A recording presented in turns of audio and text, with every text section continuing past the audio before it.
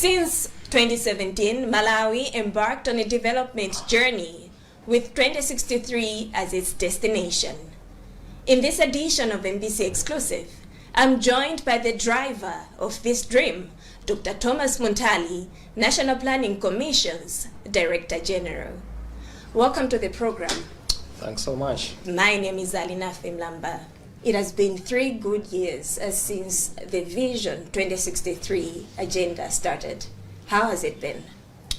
Well, it's been a lot of progress, but slow progress. And that is why, if you look at the National Planning Commission's mandates, we have fully invoked the second mandate of implementation oversight, because the other one is on helping the country to plan for the medium to long term, which we've done through the setting up of the vision and its first 10-year implementation plan.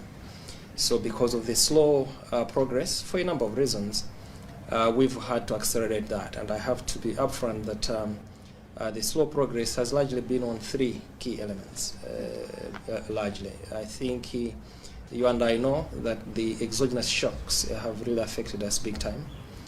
Starting with the time when we were launching, COVID was at the peak of it, and then we had all these cyclones and so on and so forth. So linked to that were capacity issues around the ministries, departments and agencies and the non-state actors that were supposed to implement the catalytic interventions that are outlined in the first 10-year implementation plan. And lastly has been the issue of negligence, where we have seen a lot of slow decision-making processes, especially in some of the state institutions as well as the non-state actors. So I think combined, the progress has been slow but can be accelerated. So how have you managed to deal with this negligence coming from state actors?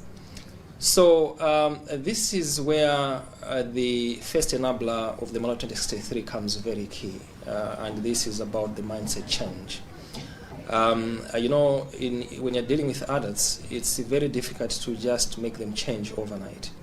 And this mindset change is going to be a process. Part of it is the importance of having a carrot and stick.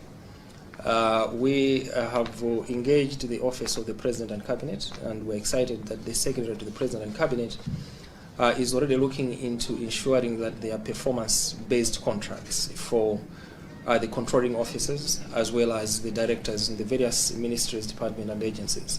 And I think this is a culture that is already inculcated in the statutory corporations. And so that has to be extended to the civil service as a whole, because that makes it easier that you can begin to hold each other more accountable. If you know these are your key performance indicators, it's much easier for you to be able to say, look, I think you failed, therefore we may not have to extend your contract, or indeed we cannot transfer you to another agency because you're not doing as well. And we believe that that process, which is under, they're just undergoing due diligence now, is finalized. We should be able to have a civil service and the whole state machinery that is more responsive. And I have to add that the role that the NGO regulatory authority is playing is also key, because it's not just about state institutions that have to deliver. We as a country also have non-state actors that are playing a very important role, and therefore we need to also hold each other accountable, including those non-state actors. And so how free is the National Planning Commission from political interference, now that you have mentioned that you're also seeking guidance from the Office of the President and Cabinet? No, it's very independent. If you're going to read our act, the act that established the National Planning Commission, it is very clear in terms of independence. Matter of fact, it says that not even the leadership, the political leadership, can tell us what to do, but we have an obligation to report to the leadership in terms of being accountable on what we are doing based on the mandates.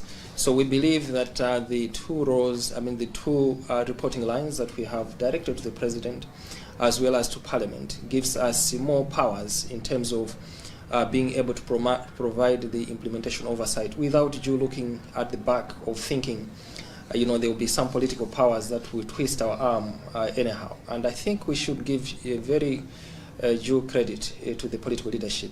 They've left us to really work very independently and guiding the country in making sure that the plans that we're putting forward are evidence-based. And facts are stubborn. Whether a political party comes today or tomorrow, if you are basing it on facts, it will still remain facts. We're looking at the office of the President and Cabinet and also Parliament. Correct. How and why should Malawians trust you, the National Planning Commission, that you're indeed free from any political interference? Right, so I think first and foremost, when you are dealing with the Parliament, it's a combination of all political parties. If you are reporting to those to Parliament, including the various parliamentary committees, you deal with not just government members of Parliament, but members of Parliament from all over. So they can be assured that their representation is there to check on the work of the Commission. And at the same time, we have an obligation to make sure that we're reporting in terms of the progress we're making. And if you've been following us, all the reports that we present are simply based on facts. And if we are some other people, we could have been producing reports that are all flowery, trying to support government, they've done this, they've done that, but we've always presented what is happening, what challenges we're faced as a nation, because we believe that if we do not tell the truth, then unfortunately we will not put together solutions that are going to address the challenges that we're facing as a nation. You've also mentioned that one of the setbacks is climate-induced shocks, which I believe one of which is the cyclones Malawi has faced recently. Correct. Can you just tell us, as National Planning Commission, how have you engaged stakeholders to ensure that the country bounces back to the state that it was? So you see, with climate change, it's not an issue that Malawi alone can address. This would require concerted efforts beyond one country. And that's why you'd find that we support efforts by multilateral institutions, including the United Nations, when they're working around how they can support countries like Malawi on areas like climate change financing. One of the things that we have promoted, working closely with the relevant ministries, departments and agencies, is to promote a resilience of the economy by accessing climate financing and promoting issues of early warning systems, so that our population is able to be forewarned ahead of time and the remedial measures are taken in terms of prevention ahead of time. And I think I also have to mention that you see, almost every country in the world is likely to be faced with shocks of one kind or another. And for Malawi, the shocks that we faced are not the last. We're likely to be facing more. But the issue should be, how ready are we to be able to meet those challenges? Other countries, what they've done is to have a buffer resource, so that in the time of need, they can tap on it. And so it is quite exciting that, and we should give credit here to the President, that we are now talking the wealth creation agenda by focusing on the productive sectors. If you look at the ATM strategy, it's basically about, can we create wealth, put aside some resources from the mining, from the tourism and agriculture that we make, so that we can have a resource envelope that we can tap on in times of needs when exogenous shocks face us. I have to add quickly that we've also engaged the presidency that we need to add another M on the ATM. Which is? ATMM. Right. The idea being, the other M is manufacturing. Because we believe that if you've got a pillar, you recall that the Malawi 2063 is about wealth creation through 3 key pillars. And one of those key pillars is industrialization. If you do not add value to whatever you're producing in the agriculture sector, to the minerals that you're mining, then you are likely to stay in one place for a long while. You would risk the fact that you keep on producing raw materials. Before we continue with the ATM Yes. strategy, as you put it, this just reflect on the 3 years that the 2063 blueprint has been implemented. Do you think the economic environment has been accommodating for us to achieve 2063 agenda? Yeah, I think this is a mixed bag, because as I mentioned to you, that there were 3 key elements that have affected our not getting the kind of growth rates that we needed. On a scale? On a Has the scale of, economic environment been accommodating? well, I think you can. It's very difficult because then you have to apportion to say part of this is because of what, and I think to the large extent now is because of the exogenous shocks that we faced, and so you are faced with a Minister of Finance and the cabinet and the presidency that has to think through. If there's this cyclone, if there's this COVID, you cannot begin to look at other economic infrastructure when your people are dying. You've got to make sure that first you have to have social protection programs to recover people's livelihoods. And so now we have an opportunity that it seems we are recovering. If you look at the budget, the current budget 2023-2024, the framework is very good.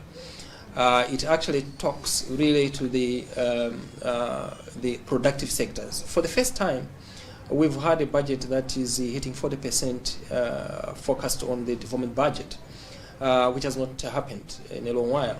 And so the issue now is how do we make sure that framework is followed through into implementation? Because if we look at it, I think the intent is good. Given the resources that we have as a nation, we could have done more, but we don't have much at the moment. So I think we should give credit in terms of moving forward in terms of the framework. So yes, if you ask me, is the environment getting to where we should be? I think we are doing, as a country, the best, but we can do better if we look at the other two issues of capacitating ministries, department, and agencies, especially those that are tasked with the ATMM, so that they really are empowered to deliver on those, including holding each other more accountable, including about the performance targets to avoid the negligence that I talked about. Apart from just reporting to your seniors, which is the Office of the President and Cabinet, as well as Parliament, on your observations, what else have you done to ensure that these people are held accountable? No, so I think for us, the most important thing is what we've done is where we see that there are quick wins. We've followed through with bilateral engagements. And I think this has begun to pay dividends a lot. We have decided, for example, that we're going to work very closely with the Presidential Delivery Unit. And so PDU is a very strong ally of us. And if you see what the PDU is doing is when we do share the progress that we're making as a nation, they pick on those issues very strongly. I'll give you an example of the most recent signing of the mining development agreements, which have been stalling for a long while. And these were highlighted even in the first 10-year, the first 10-year implementation report progress that we just shared. And what the President's office did was to call all the partners that were responsible for getting this done to the table and giving instructions that within 2 weeks this has to be cleared. And indeed, last week you saw it. The MDA was the MDAs, 2 MDAs at the same day were signed. Again, the issues of visas, excuse me, to the country, that facilitation. So to us, what we're saying is, there are other ways, if you see that one door is closed, of getting the same thing done, but making sure that the relevant authorities are actively engaged. In case you're just tuning in, this is MBC Exclusive. My name is Alina Mlamba. My guest today is the Director General of the National Planning Commission, Dr. Thomas Munthali. I'll be back after this short break.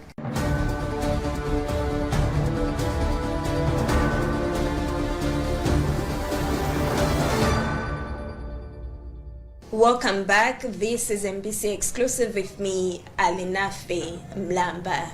My guest today is the Director General of the National Planning Commission, Dr. Thomas Munthali. So, Doc, you mentioned that this 2% progress we're making every year is worrisome. Does it mean we're shifting the goal to 2045? No, we're not shifting. I think what the key message that we're sending is we need to do much more than previously. And we are sending this message as early as now, so that the various key stakeholders have to now realize that if we are doing business as usual, we now have to do things differently. And on the other hand, we want to make sure that we work very closely with the private sector to make sure that we accelerate huge investments at the shortest time possible. So if you ask me, are we shifting the post? No. But the issue is we need to do more than what we had thought we would have to do initially. With that said, does that mean the National Planning Commission has an issue or noted a fault in those that are put in the office by the electorate? No, that's not what we're saying. But what we're saying is, development is a political project. When people vote into office, I think they expect certain things to happen. And therefore, there is the Malawi 2063, which is the aspirations of Malawians. And one of the things that they really wanted was to come out of the most poor countries of the world by 2030. I think it's a desire of every Malawian to have their incomes move to something else. I think that's why the desire of moving away from poverty reduction to wealth creation is very central.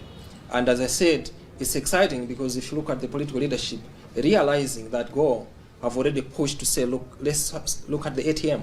I just said we are adding another M, but the issue is to then recognize that as long as we don't create wealth, we will remain where we are. We keep on begging and borrowing, so both now, of which are not sustainable. as National Planning Commission, between these two, yes, which one are you prioritizing? Which two? Wealth creation or poverty reduction? It's wealth creation, obviously. Why? Because that's what the vision is. We went around asking Malawians what they want, and all we did was to put together the aspirations of Malawians.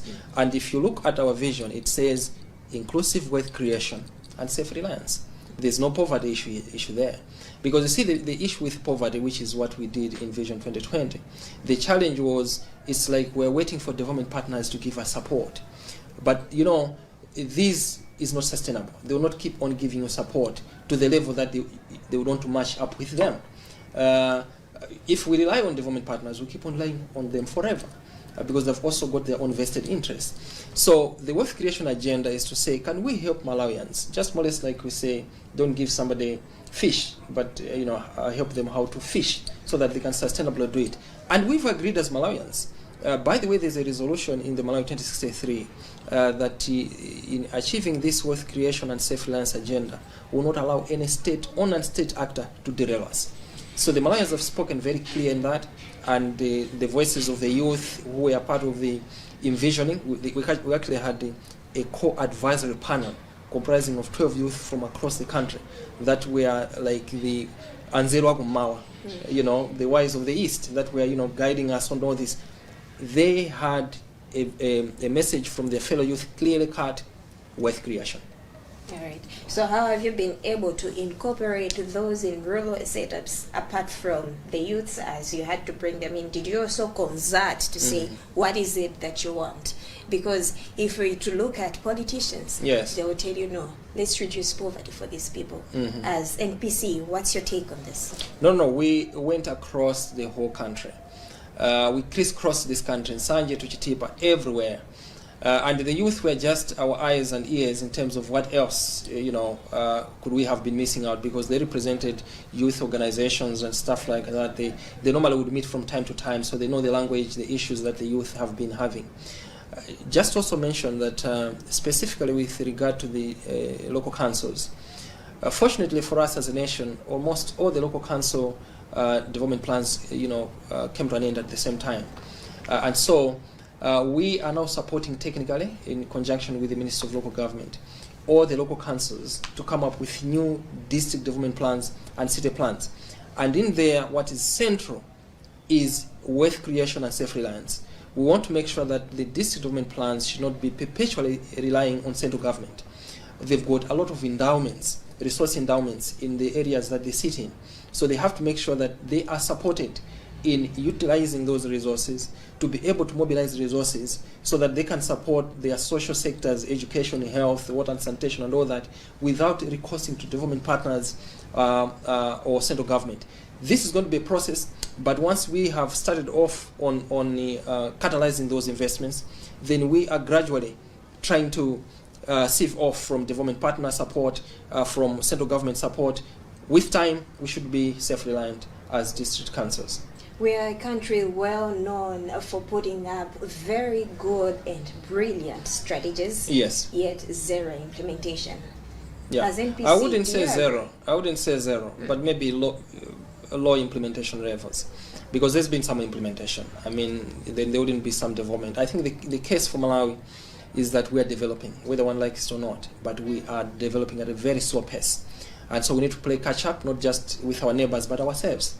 And one of the beauties of having the National Planning Commission was that second mandate that I told you about, implementation oversight. Because the framers of the Act realized that we can have very good plans, but if you don't have an institution that follows through with, so where are we? What is not causing us to move forward, or what is regressing us, and so on, then we'll be back to the same issues. So we believe that what we've started as a nation, we should build on it to have this National Planning Commission follow through with the elements that I just talked about here. So I strongly believe that with the vision, for example, 2020, we didn't have milestones set to say, okay, by 2, 3, 4 years, how will we be telling that we're making progress or not? For the Malawi 2063, we agreed as a nation to say, let's put milestones. So for the first 10 years, we said the two most important milestones is let's graduate out of the low income to at least low middle income, and meet most of the sustainable development goals, because by 2030 they will be coming to an end. So whatever efforts we're doing are guiding us on what we need to do. If you have an entity that is doing that, even if you miss by an inch, you have to say, if we missed, what caused us to miss? Because to me, missing sometimes is a possibility, even at a household level. You can have your plans, but they may not materialize. The most important question is, what am I doing about it? And I think having a body that helps you to always recognize and ask yourselves, what are we doing, is very important. Affairs are having to follow through, tracking those budgets. Are we really putting the monies where it was meant to be?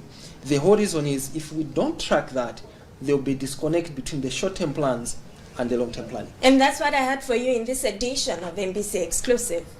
My name is Alina Femlamba, and my guest today was the Director General of the National Planning Commission, Dr. Thomas Munthali. Until next time, goodbye. Inu, Tanzarani, Zachitikanso to Maranatha Private Academy, the #1 private school, Malmo Semuno. Chaka Chino cha 2024, Tatu Mizaso ana 246, Kuma University and Zugomuno, 246, Waku University from one school, Maranatha Private Academy, Njovu, Yaku Malawi, Panghani Zaba Punziro, Igadari.